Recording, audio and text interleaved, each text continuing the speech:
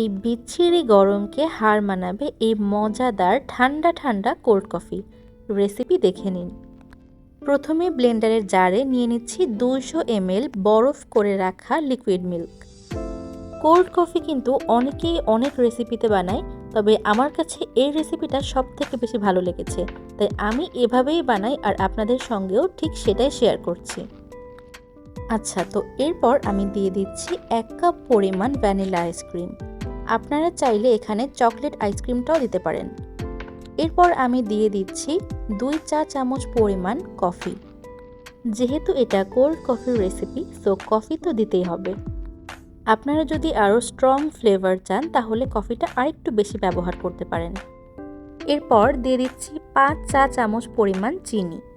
চিনিটা আপনারা কম বেশি করতে পারবেন আপনাদের টেস্ট বাড অনুযায়ী। এরপর কিছু আইস কিউব দিয়েছি, এটা কিন্তু অপশনাল। এরপর এই সব উপকরণগুলোকে একসঙ্গে ব্লেন্ডারে ব্লেন্ড করে নিয়েছি আর এখন সার্ভ করে নিচ্ছি। দেখলেনই তো, রেসিপিটা কিন্তু খুবই সহজ, একদম হাতের নাগালে থাকা উপকরণ দিয়েই বানিয়ে ফেলা যাবে। এই কোল্ড কফিটা আমার অনেক পছন্দের। আপনারাও চাইলে আমার রেসিপি ফলো করে বাসায় কিন্তু একবার হলেও এই কোল্ড কফিটা বানিয়ে ট্রাই করে দেখতে পারেন।